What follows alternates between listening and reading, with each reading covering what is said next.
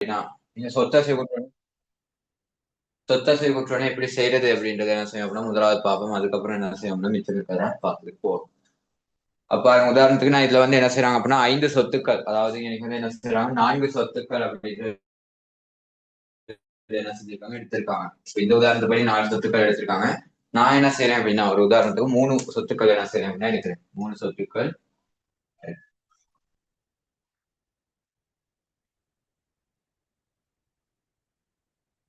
கட்டாயமா என்ன செய்யணும் அப்படின்னா மொத்தம் அப்படின்ற ஒரு குழம்பு என்ன செய்யணும்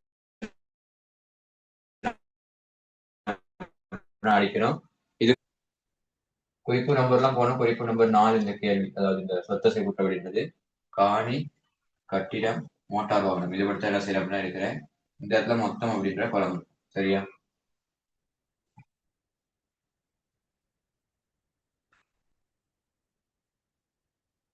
இந்த இடத்துல வர்றது என்னன்னா கொண்டு செல் மீதி, அதாவது இந்த இடத்துக்கள்ல பதிவு செய்யறது இன்னைக்கு இருக்க இந்த இடத்துல பதிவு செய்யறது என்ன அப்படின்னா கொண்டு செல் மீதி அப்படின்றத பதிவு செய்வாங்க. கொண்டு செல் மீதி.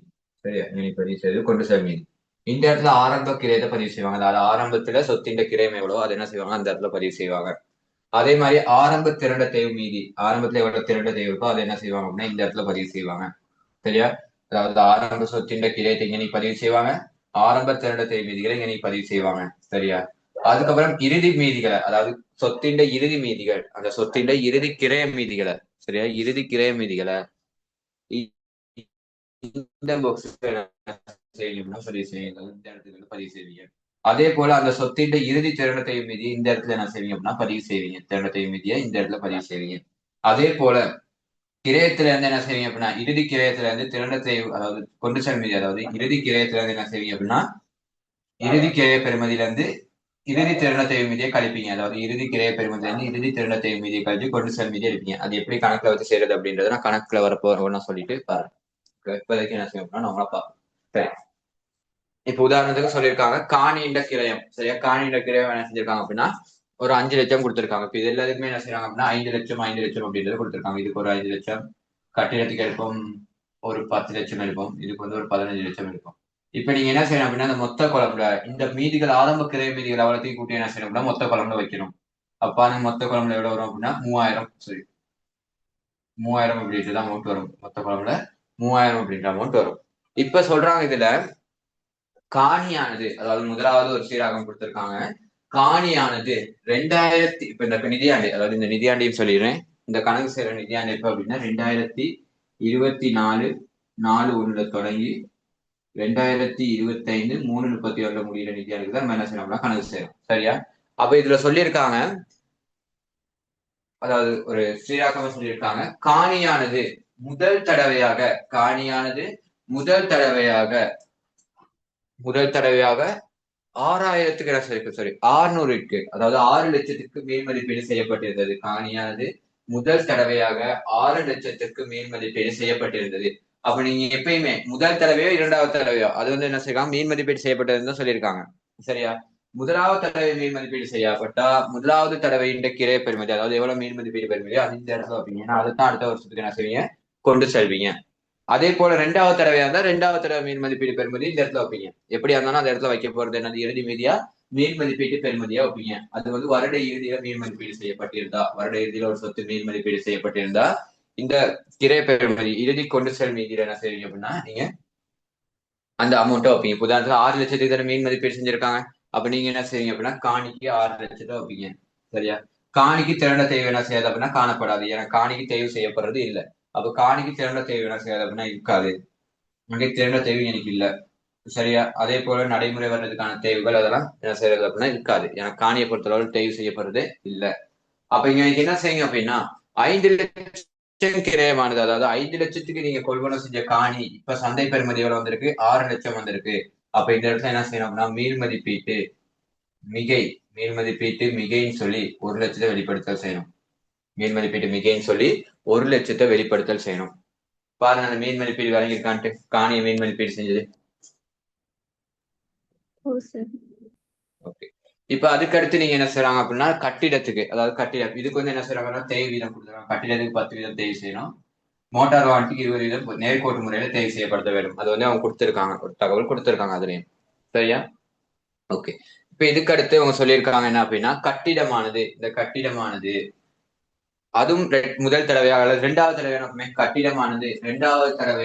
கட்டிடமானது இரண்டாவது தடவையாக 800ற்கு மீள் மதிப்பீடு செய்யப்பட்டது. கட்டிடமானது இரண்டாவது தடவையாக 800ற்கு மீள் மதிப்பீடு செய்யப்பட்டிருக்கு. அப்ப கட்டிடத்தின் மீள் மதிப்பீடு பெறுமதி எவ்வளோ? 800. அதைத்தான் இந்த இடத்துல வைக்கணும். சரியா? பாருங்க, கட்டிடம் எந்த டேட்ல மீள் மதிப்பீடு செய்யப்பட்டிருக்குன்னா இறுதி டேட்ல மீள் மதிப்பீடு செய்யப்பட்டிருக்கு. அப்ப நீங்க என்ன செய்யணும் அப்படின்னா இறுதி டேட்ல ஒரு சொத்தை மீள் மதிப்பீடு செஞ்சா, சரியா, அதாவது தேய்வுடைய சொத்துக்களுக்கு எப்படி கணக்கு வைக்கிறது அப்படின்றத பார்க்கணும். சரியா? தேய்வில்லாத சொத்துக்கு எப்படி மீள் மதிப்பீடு செய்யறது அப்படின்றது பார்த்தாச்சு. இப்ப தேய்வு உடைய சொத்துக்களுக்கு எப்படி கணக்கு வைப்புகள் மேற்கொள்றது அப்படின்றத பார்ப்போம். இப்ப இதுல கொடுத்திருக்காங்க, உதாரணத்துக்கு அவங்க திறந்த தேய்வு கணக்கு மீதி கொடுத்திருக்காங்க. ஆரம்பத்து திறந்த தேய்வு கணக்கு மீதி கொடுத்திருக்காங்க 200 அப்படின்றது கொடுத்திருக்காங்க. ஆரம்பத்து திறந்த தேய்வு கணக்கு மீதி 200. சரியா? உங்களை என்ன சொல்றாங்க அப்படின்னா வருடாத நேர்கோட்டு முறையில 10 வீத தேய்வு செய்ய சொல்றாங்க. வருடாந்த நேர்கோட்டு முறையில 10 வீத தேய்வு செய்ய சொல்றாங்க. அப்ப நீங்க என்ன செய்யணும் அப்படின்னா வருட இறுதியில ஒரு சொத்து மீள் மதிப்பீடு செய்யப்பட்டா ஆரம்ப திறந்த தேவையும் நடைமுறை வருடத்துக்கான திறந்த தேவை ரெண்டையுமே என்ன செய்யணும் அப்படின்னா நீக்கல் செய்யணும். அதாவது ஆரம்ப திறந்த தேவை பெறுமதியும் நடைமுறை வருடத்துக்கான பெருமான தேவை மீதியும் என்ன செய்யணும் அப்படின்னா நீக்கல் செய்யணும். உதாரணத்துக்கு நடைமுறை வருடத்துக்கான பெருமான தேவை எப்படி கண்டுபிடிக்கணும் அப்படின்னா நடைமுறை வருடத்துக்கான பெருமான இது யார் ஆரம்பித்தன நடைமுறை வருடத்துக்கான வச்சீங்கன்னா இறுதி மீதி வந்துடும். ஆரம்பத்தையும் நடைமுறை வருடத்துக்கான கூட்டினா இறுதி மீதி எவ்வளவுன்றது வந்துடும். அப்ப நீங்க என்ன செய்ய போறீங்க அப்படின்னா நடைமுறை வருடத்துக்கான திறனத்தை இருக்கிறதுக்கு நடைமுறை வருடத்துக்கு எவ்வளவு பெருமதியானது ஆரம்பத்துல இருந்து இருக்கு நம்ம கையில. நடைமுறை வருடத்துக்கு ஆரம்பத்துல இருந்து இந்த பெருமதி எவ்வளவு? இந்த 1000. அப்ப நீங்க என்ன செய்யணும் அப்படின்னா 1000க்கு 10 வீதம், சரி 100க்கு 10 வீதம் என்ன செய்யும் அப்படின்னா தேவை பாருங்க. 100க்கு 10 வீதம் பாத்தீங்க அப்படின்னா 100. சரி, அப்ப 100 அப்படின்றது நடைமுறை வருடத்துக்கான தேய்வு.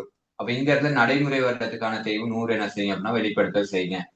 இப்ப இந்த தேய்வெல்லாம் என்ன செய்யணும், அதாவது ஒரு ஆதன பொறிகளுக்கு தேய்வுகள் இருந்தா தேய்வு இருக்கிற சந்தர்ப்பத்துல அந்த சொத்து வருட இறுதியில மேல் மதிப்பீடு செய்யப்பட்டிருக்கும். அதாவது தேய்வும் இருக்கு, அதே போல அந்த சொத்து வருட இறுதியில மேல் மதிப்பீடு செய்யப்பட்டிருந்தா நீங்க என்ன செய்யணும் அப்படின்னா திறன தேய்வுல இருக்க அவ்வளவு மீதிகளையும், அதாவது திறன தேய்வு கணக்கு, இது திறன தேய்வு கணக்கு தான் சொல்லுவாங்க. இந்த செக்ஷன் அப்படியே இந்த துண்டு அப்படியே திறன தேய்வு கணக்கு அப்படின்னு தான் சொல்லுவோம். அப்ப இந்த திறன தேய்வு கணக்குல இருக்க அவ்வளவு மீதிகளையும் என்ன செய்யும் அப்படின்னா நீக்கம் செய்வோம். அதாவது அந்த சொத்துக்கு மட்டும். அப்ப பாருங்க, தேய்வு அகற்றல்னு சொல்லி தேய்வு அகற்றல்னு சொல்லி என்ன செய்யணும் அப்படின்னா மொத்தம் 300யும் என்ன செய்யணும் அப்படின்னா மைனஸ் பண்ணணும். அப்ப இந்த இடத்துல, சரியா, இந்த இடத்துல நீங்க என்ன செய்யணும் அப்படின்னா இந்த இடத்துல தேய்வு அகற்றல்னு சொல்லி மீள் மதிப்பீடு செய்யறப்ப மட்டும்தான், அதாவது மீள் மதிப்பீடு செய்யப்படுற சந்தர்ப்பங்கள்ல மட்டும்தான் என்ன செய்வோம் அப்படின்னா திறந்த தேய்வு கணக்குலையும் அகற்றல் செஞ்சு அதே மாதிரி உரிய சொத்து அதாவது கிளை கணக்குலையும் அகற்றல் செய்வோம். சரியா? அப்ப இங்க மேலே நீங்க என்ன செய்யணும் அப்படின்னா 300 மைனஸ் பண்ணணும். 300 அகற்றல் செய்யப்படுதல் வேண்டும். சரியா? இப்ப நீங்க என்ன செய்யணும் அப்படின்னா நடைமுறை, அதாவது இப்ப இந்த மீள் மதிப்பீடு செய்யற தினத்தை அன்று என்ன நடைமுறை பெறுமதியில இருந்திருக்கு அப்படின்றத பார்க்கணும். அப்ப நீங்க என்ன செய்யணும் அப்படின்னா 1000ல இருந்து 300 மைனஸ் பண்ணணும். மைனஸ் பண்ணி அப்படின்னா இவ்வளவு 700.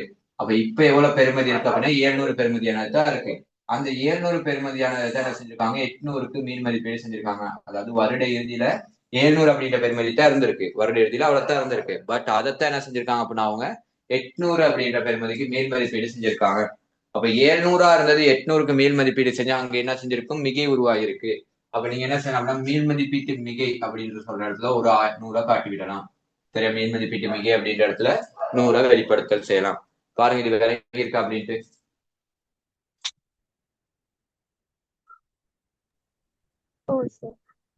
ஓகே, இப்ப அதே வருவோம் மோட்டார் வாகனத்துக்கு. இப்ப இதுக்கு வந்து வருட ஆரம்பத்துல மீன் மதிப்பீடு செஞ்சது பார்த்தோம்னா இதுக்கு வந்து இது வந்து வருட இறுதி தான். இந்த காட்டினதுக்கு வருட இறுதி பார்த்தோம். அதே போல மோட்டார் வாகனத்துக்கு வருட ஆரம்பத்துல மீன் மதிப்பீடு செஞ்சா எப்படி செய்யறது அப்படின்றத பாத்துருவோம். அப்ப வருட ஆரம்பம் இறுதி ரெண்டையுமே என்ன செய்ய போறோம் இதுலயே பாத்துருவோம். அப்ப பாருங்க, மோட்டார் வாகனத்தை சொல்றாங்க வருட ஆரம்பத்துல மோட்டார் வாகனமானது வருட ஆரம்பத்தில் மீன் மதிப்பீடு செய்யப்பட்டது. அதன் போது மீன் மதிப்பீடு பெருமதி கொடுத்திருக்காங்க ஒரு 1000 அப்படின்னு இருக்குமே. மீன் மதிப்பீடு பெருமதி 1000 அப்படி கொடுக்குறாங்க. அப்ப இந்த இடத்துல நீங்க என்ன செய்யணும் மீன் மதிப்பீடு பெருமதி 1000 வைக்கணும். சரியா? இப்ப என்ன செய்யணும் அப்படின்னா இது திறந்த தேவை கணக்கு மீதி கொடுத்துருக்காங்க. இன்னைக்கு 300 அப்படின்றது கொடுத்துருக்காங்க. திறந்த தேவை கணக்கு மீதி எவ்வளவு கொடுத்துருக்காங்க 300 அப்படின்னு கொடுத்துருக்காங்க. ஒரு சொத்து நீங்க என்ன செய்யணும் அப்படின்னா அந்த சொத்துக்கு வருட ஆரம்பத்துல இருக்க திருநில தெய்வம் மட்டும்தான் அகற்றல் செய்யணும். வருட ஆரம்பத்துல இருக்க திருநில தெய்வம் மட்டும் தான் என்ன செய்யணும் அப்படின்னா அகற்றல் செய்யணும். இப்ப வருட இறுதியில மேல் மதிப்பீடு செஞ்சு நம்ம என்ன செஞ்சோம் அப்படின்னா இந்த ரெண்டையுமே அகற்றல் செஞ்சோம். சரியா? இந்த ரெண்டையுமே என்ன செஞ்சோம், ஆரம்பத்தையும் அகற்றல் செஞ்சோம், இறுதியுமே நடைமுறை வருடத்துக்கான ரெண்டையுமே கூட்டி தான் அகற்றல் செஞ்சோம். ஆனா ஒரு சொத்து வருட ஆரம்பத்துல மேல் மதிப்பீடு செய்யப்பட்டா அந்த சந்தர்ப்பத்தின் போது நம்ம என்ன செய்யணும் அப்படின்னா ஆரம்ப திருநில தெய்வம் மட்டும்தான் என்ன செய்யணும் அப்படின்னா அகற்றல் செய்யணும். அப்ப நீங்க என்ன செய்யணும் அப்படின்னா இந்த இடத்துல தேய்வகற்றல் அப்படின்ட்டு 300 மைனஸ் பண்ணணும். தேய்வகற்றல்னு சொல்லி 300 மைனஸ் பண்ணணும். சரியா? நடைமுறை வர்றதுக்கானதை மட்டும்தான் என்ன செய்யணும் அப்படின்னா மைனஸ் பண்ணணும். இதுக்கு அடுத்து நீங்க என்ன செய்யணும் அப்படின்னா அதே போல தேய்வகற்றல் சொல்லி இந்த இடத்துல என்ன செய்யணும் அப்படின்னா 300 மைனஸ் பண்ணணும். எனக்கு கீழே அகற்றல் செய்து 300, மேலேயும் 300 தான் அகற்றல் செய்யணும். அப்ப இந்த இடத்துல பாருங்க 1500 இருக்கு. சரி, 1500 300 போயிடுச்சு அப்படின்னா எவ்வளவு? 1200 பெருமதியானது. 1200 பெருமதியானது எவ்வளவுக்கு மேல் மதிப்பீடு செஞ்சிருக்காங்க? 1000க்கு மேல் மதிப்பீடு செஞ்சிருக்காங்க. அப்ப மேல் மதிப்பீட்டு குறை, மேல் மதிப்பீட்டு குறை அப்படின்னு சொல்லி மேல் மதிப்பீட்டு மிகையா இருந்தா இந்த இடத்துல வெளிப்படுத்தலாம். ஏன்னா மிகை இருந்தா இந்த இடத்துல மேல் மதிப்பீட்டு மிகை இருக்கிறாரு, இந்த இடத்துல வெளிப்படுத்திடலாம். ஆனா குறை அப்படின்னு தான் இருக்கு. அதனால நீங்க என்ன செய்யணும் அப்படின்னா மேல் மதிப்பீட்டு குறை அப்படின்னு துண்டை எழுதி அவனுக்கு என்ன செய்யணும் அப்படின்னா 200 வெளிப்படுத்தல் செய்யணும். அதுக்காக கட் பண்ணி காட்டணும். குறையா தான் மைனஸ் பண்ணி காட்டணும். சரியா? பாருங்க மேல் மதிப்பீடு வேற எங்க இருக்கா அப்படின்ட்டு, அதாவது 2வது தடவை மேல் மதிப்பீட்டின் போது, சரி, வருட ஆரம்பத்துல மேல் மதிப்பீட்டின் போது இதுக்கு நடைமுறை வர்றதுக்கான தேவை கண்டுபிடிக்கணும். அதை நான் சொல்றேன் எப்படி கண்டுபிடிக்கிறது அப்படின்ட்டு. இது வரைக்கும் விளங்கியிருக்கா அப்படின்றது பாருங்க.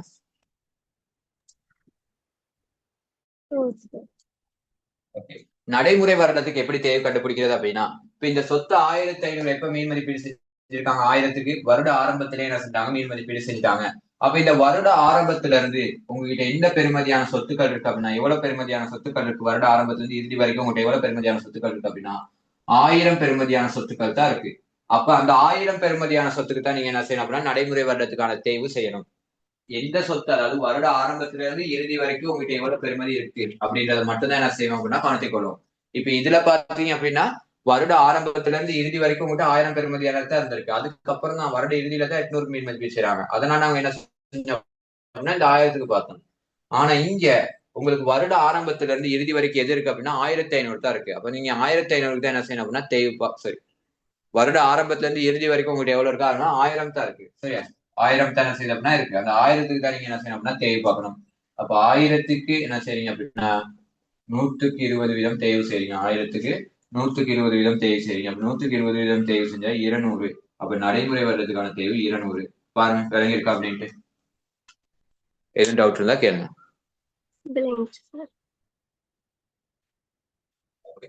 இப்ப என்ன செய்யணும் அப்படின்னா இப்ப இதோட சீராக்கங்கள் முடிஞ்சு. அப்ப இது வரைக்கும் தெரிஞ்சுக்கிட்டா போதும்.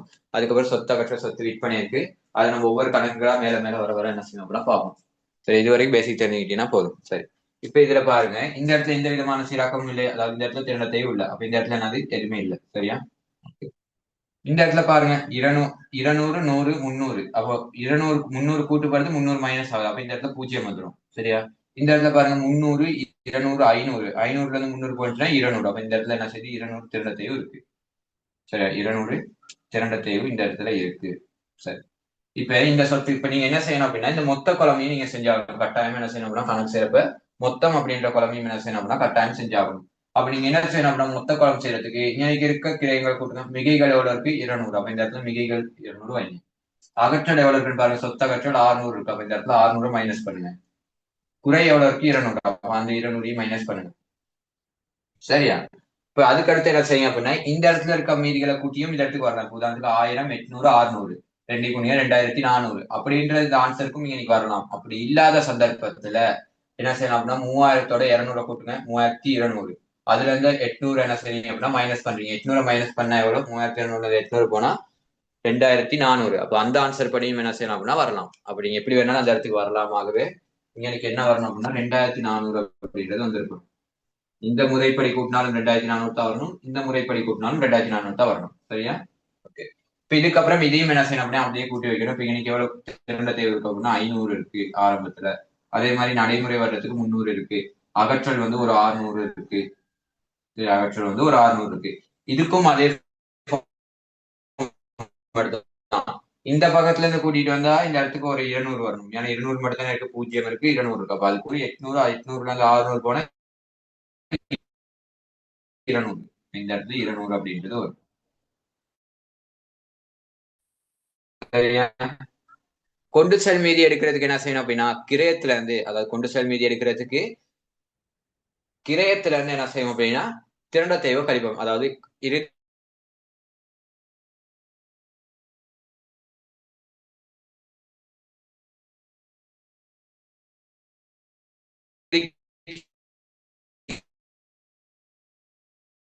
பெறுமதியில இருந்து திரண்ட தேவை கழிப்போம். இப்ப பாருங்க இங்கனைக்கு பாருங்க எதுவுமே இல்ல. அப்ப இதனால கொண்டு செல் மீதியும் 600 வரும். இந்த இடத்துல நம்ம இருக்கு, இந்த இடத்துல 200 இருக்கு. அப்ப கழிச்சு எடுத்தீங்க அப்படின்னா இந்த இடத்துக்கும் ஒரு 800 வரும். சரியா? அப்ப மொத்தத்தையும் கூட்டினீங்க அப்படின்னா இந்த இடத்துக்கு 2200 அப்படின்றது வரும். இந்த 2200 தான் நீங்க NCA, அதாவது நடைமுறை அல்லா சொத்து. அதாவது அதையும் நான் வெளிப்படுத்தி காட்டுறேன் எப்படி வெளிப்படுத்துவாங்க அப்படின்ட்டு.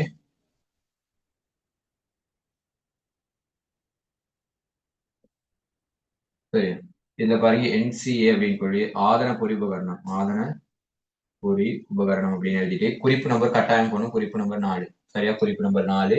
அதுக்கப்புறம் என்ன செய்யுங்க அப்படின்னா இந்த 2200 இந்த இடத்துல வெளிப்படுத்துங்க. 2200. சரியா? அதுக்கடுத்து வேற எதுகளை வெளிப்படுத்தல் செய்வீங்க அப்படின்னா இன்னைக்கு இருக்க செலவுகள், அதாவது நடைமுறை வர்றதுக்கான தேவை இருக்கு தெரியுமா? அதாவது நடைமுறை வர்றதுக்கான தேவை 100ம் 200ம் இருக்கு. அப்ப இது ரெண்டையும் கட்டிட தேவை என்ன செய்வீங்க அப்படின்னா நிர்வாக செலவுல காட்டுவீங்க. கட்டிட தேவை நிர்வாக செலவுல காட்டுவீங்க கட்டிட தேவை அப்படின்ட்டு. அதே மாதிரி மோட்டார் வாகன தேவை விநியோக செலவுல 200 காட்டுவீங்க. சரி, கட்டிட தேவை 100 காட்டுவீங்க. அதே போல மோட்டார் வாகன தேவை 200 என்ன செய்வீங்க அப்படின்னா காட்டுவீங்க. இப்ப இதெல்லாம் இதுல இருந்து எடுத்துக்கொண்டு போய் காட்ட வேண்டிய தகவல்கள். சரியா? அதாவது ஏனைய கூற்றுக்கள், நிதி கூற்றுக்கள், வருமான கூற்றுகள் என்ன செய்யணும் அப்படின்னா காட்ட வேண்டிய தகவல்கள். சரியா? அப்ப இதையும் காட்டணும். அதே போல இந்த மேல் மதிப்பீட்டு மிகை இருக்கு, குறை இருக்கு. இது ரெண்டையுமே என்ன செய்யணும் அப்படின்னா காட்டணும். அதை நான் எங்கனைக்கு காட்டணும் அப்படின்றத வந்து நான் என்ன செய்யணும் அப்படின்னா அது படிச்சு கொடுக்குறப்ப, அதாவது அந்த வருமான கூற்று நிதி படிச்சு கொடுக்குறப்ப நான் என்ன செய்யணும் அப்படின்னா அவங்களுக்கு உங்களுக்கு எக்ஸ்பிளைன் பண்றேன். சரியா? இப்ப இதுவரைக்கும் சொத்த சரி கூற்று விலகி இருக்கா அப்படின்றத பாருங்க. ஏதாவது டவுட் இருந்தா கேட்டுக்கங்க.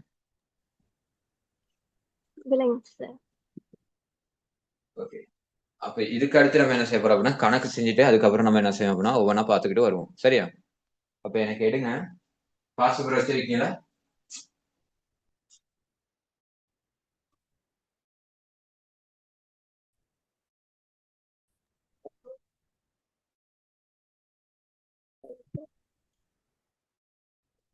பாஸ் பேப்பரா?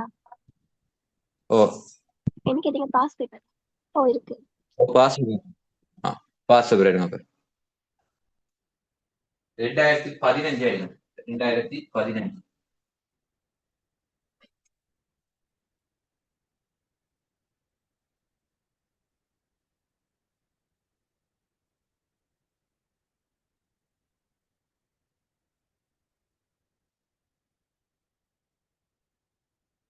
அதுல பெரிய சின்ன ஒரு சொத்தை சை கூட்டு தான் இருக்கு. கொஞ்சம் ட்ரை பண்ணி பாருங்க இப்படி செய்யலாம் அப்படின்ட்டு.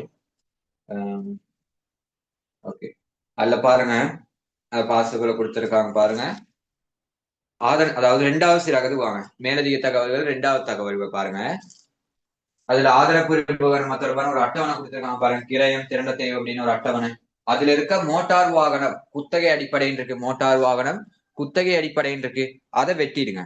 அதை வச்சு நீங்க கணக்கு செய்ய போறது இல்ல. சரியா? இப்போ உதாரணத்துக்கு இன்னைக்கு என்ன 3 சொத்துக்கள் கொடுத்துருக்காங்க. நிலம், மோட்டார் வாகன அடிப்படையில குத்தகை, அதாவது மோட்டார் வாகனம் குத்தகை அடிப்படை, அலுவலக உபகரணம். நீங்க என்ன செய்ய போறீங்க அப்படின்னா அந்த குத்தகை அப்படின்றது இல்லாமக்கிட்டு, அதாவது மோட்டார் வாகன குத்தகை அப்படின்ற அப்படியே கணக்கு இல்லாமக்கிட்டு மத்த 2 சொத்துக்களை வச்சுதான் செய்ய போறீங்க. அதாவது இந்த இடத்துல 2 சொத்துக்களுக்கு மட்டும் தான் நீங்க என்ன செய்ய போறீங்க அப்படின்னா பதிவு செய்ய போறீங்க. சரியா? நிலத்துக்கும் அலுவலக உபகரணத்துக்கும். ஏன் குத்தகை எடுக்க வேணாம்னு சொல்றேன் அப்படின்னா குத்தகை அப்படின்றது பழைய சிலபஸ் படி என்ன செஞ்சாங்க அப்படின்னா சொத்தசை கூட்டுல செஞ்சாங்க. பட் 2019க்கு அப்புறம் சிலபஸ் அப்டேட் ஆனதுக்கு அப்புறம் என்ன செஞ்சாங்க அப்படின்னா சொத்தசை கூட்டுல குத்தகை செய்யறது இல்ல. குத்தகை வந்து என்ன செய்யணும் அப்படின்னா குறிப்பு நம்பர் 5ல தான் செய்யணும். சரியா? அப்ப அதனால என்ன செய்யாதீங்க அப்படின்னா குத்தகை சொத்தசை கூட்டுல செய்யாதீங்க. இப்ப 2015, அதாவது 2019க்கு முன்னுக்கான பாஸ்டர்கள் எல்லாத்துலயுமே என்ன செஞ்சிருப்போம் அப்படின்னா குத்தகையை வந்து சொத்தசை கூட்டுல தான் காட்டியிருப்பான். சரியா? ஆனா அதுக்கு முன்னுக்கு எடுத்து பாத்தீங்கன்னா அப்படி காட்டுறது இல்ல. அதாவது 2020, 2021 அதெல்லாம் எடுத்து பாத்தீங்க அப்படின்னா அப்படி இருக்காது. அப்ப அதனால நீங்க இப்பையில இருந்து என்ன செய்யணும் அப்படின்னா அதை நீக்கிட்டே செய்யும். அப்ப அதனால குத்தகை என்ன செய்யணும்னா இல்லாமக்கிட்டு மத்த 2 சொத்துக்களுக்கும் என்ன செய்யும் அப்படின்னா கணக்கு செய்யுங்க. அதுல 2வது சீராக்கமும் 3வது சீராக்கமும் மட்டும்தான் என்ன செய்யப்படும் அப்படின்னா சொத்தசை கூற்றோடு தொடரப்படும். 2வது 3வது. சரியா?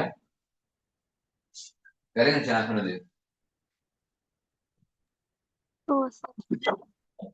குயிக்கா ட்ரை பண்ணுங்க. ட்ரை பண்ணி சொல்லுங்க.